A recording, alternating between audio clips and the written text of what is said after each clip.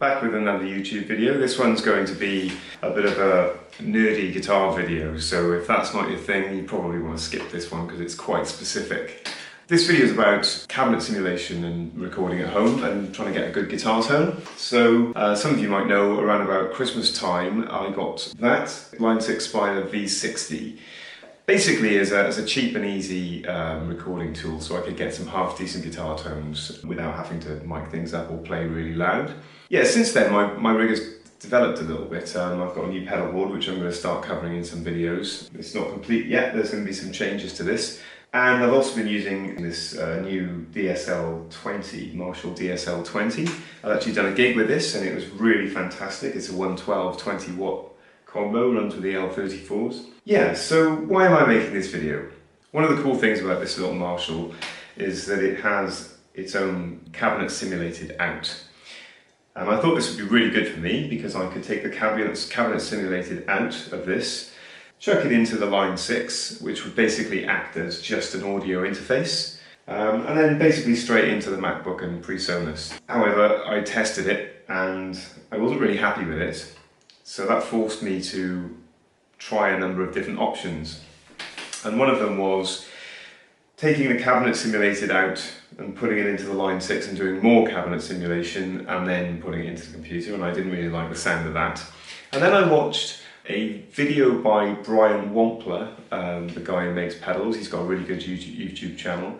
And he used his amp effects loop out, or send, and got a really good sound going into an impulse response. So I'm not sure, if you don't know, impulse response is really the proper name for cabinet simulators, and a lot of the best modern ones, you can get them in a box or you can have them, some amps have got them on, a lot of the Boogie amps have got simulated outputs, this Marshall has got simulated outputs, lots of modelling amps have got simulated outputs, or cab simulation built in. But if you use it afterwards, i.e. in the box on your computer, in your DAW, I don't know why, but they call it an impulse response. So I watched a really good video, another guy, Thorn, who's a fantastic guitar player and has got his own great YouTube channel and releases music and everything. He, I think in partnership with Celestion, did a review of some of their new impulse responses. Well, they're new to me, I don't know exactly how new they are, but I don't think they've been around that long. So I decided to take the plunge because I wasn't getting a sound that I was happy with, and I bought 3 packages of Celestion impulse responses. The first one was a 112 open back cabinet with a Celestion blue in it. The second one was a 212 open back cabinet with a pair of vintage 30s. And the third one was a 412 cab with greenbacks, Celestion greenbacks. Because I thought that would kind of cover most of the bases that I would want at the moment. It's really convenient and easy when you buy these things, and I tried it out yesterday for the first time and I thought, okay, it's worth doing a video about this, because I haven't seen, there are some great videos out there but you have to wade through a lot to get to them. So, one further note about the impulse response. Okay, so I'm sat here editing the audio for the video and I've just realised, I was just about to say that I was going to use the stock cab setups from Celestion, but actually what I'm doing is I am blending my own mics, blending the mics that they've got. So what I'll do is, with every clip, I'll put on screen which blend of which microphones I used, because they sound amazing. If you choose like 57s for the high gain stuff and then the ambient Neumanns for the other stuff, it just works brilliantly. That's what I'm going to use, and I'll put that information on screen before each clip. I've arranged these comparisons into 4 separate demos, if you like. So there's going to be a clean riff, a crunch riff, a high gain riff, and then a 4th one which is like my personal sound with some effects on it and things like that. For the clean riff, I did use my NXR carbon copy because it's just nicer playing clean with a bit of delay. For each of these demos, the clean, crunch, dirty and my sound, you will hear the gear setup in the following ways. The first clip will be the Marshall directly into the computer with 0 cab simulation going out of the effects send. The second clip will be the Marshall outputting via its own built-in cab simulation. The third clip will be the Marshall outputting via the effects send into the Line 6 Spider and using the Line 6's own cab simulator, and in this instance it's a 412 with greenbacks in it. And then you will hear the Marshall outputting via the effects send with only the Celestion impulse responses in FreeSolar Studio One. I realise this is a lot of information, but you'll have to skip back and forth if you want to try and take it all in. It's hard to even remember what I did.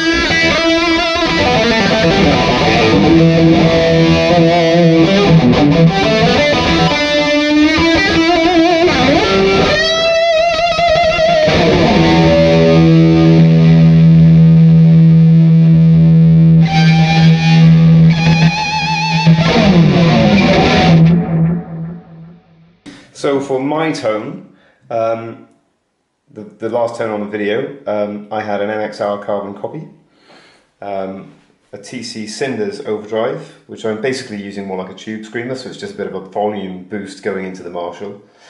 I'm using my MXR 6-band EQ, which you can see is just a little bit of upper mids and highs, and then just taking out a tiny bit of some of the low stuff. And this vintage Ibanez Stereo Chorus CS9, which I sort of use more for tone really than anything else. And the gain settings for my tone bit of this, you can see, you know, not much gain really. I use the tone shift pushed in, and I'm dropping the treble, leaving the mids and bass pretty much where they are, and just knocking a bit of presence off. So that is how that was set up. Well, there you go. I've tried to do this so that these clips were next to each other, so you get all the clean clips and you could really hear the difference because there's no talking or anything between them, because that kind of does my head in when I'm watching videos and I want to tell the difference. I really want things to be switched instantly so I can tell. So that's why I've tried to do it in this way. I really would appreciate your comments. I mean, let me know what you think of these in the comments below. My personal feelings, obviously, the first clip in each demo is terrible because it's just the DI'd Marshall basically, and we all know how that sounds. It sounds awful. The second clip in each demo using the Marshall cabinet simulator, the built-in cabs in, I think it does a capable job of cabinet simulation as a thing. I think that's okay, but I think the actual tone of that cabinet simulation coming out of this amp colours the sound so much that it completely changes the character of the amp. I don't know why Marshall have done this, but in the room when you're playing through it, I've been monitoring today through the Line 6 so I could hear the cab simulation that was being put on the sound, and it felt like I was playing with a boogie. It didn't have any of that Marshall snap or aggression in the top end. It just seemed to remove all of that. So I don't like it. That's just me. You might think it sounds really good. I mean, if you want to get a Santana tone out of a Marshall, then it's probably great, but I don't. So moving on to the Line 6 cabinet emulation, I think is pretty good. I know that's a cheap, nasty practice amp Line 6, but I'm sure something like a Helix would have awesome, and I think you can download into a Helix proper impulse responses, or third-party impulse responses, so you could probably put the Celestion ones into a Helix. I'm sure that would be much better. But I have to say, right off the bat, Line 6 have done a really good job of getting passable impulse responses into that cheap amp. It's great value. But these Celestion ones are, I wanted something better than that, and these Celestion ones are much, much better than that. I'm really pleased personally. I think they sound fantastic. I mean, I went for a package that cost me about 20 quid. Yes, I only bought 3 cabinets, but the miking options that you get and the options that you get with these cabinets is absolutely awesome. And it means that I could basically reamp my guitar through like 3 cabinets if I wanted to and have 6 mics on that sound. You get a lot for your money, and that was like 20 quid, I think, pounds for my American friends. Yeah, so I think they're really worth it, and I look forward to buying more. I'm going to get more of them from Celestion. I'd really like to try out some of the others. I don't know much about things like cream backs and stuff like that. But yeah, I've been really impressed. So let me know what you think in the comments, and if you like these videos and it helps me to keep making them, if you subscribe, or if you like them or share them, then that's great. Yeah, see you again soon. Bye for now.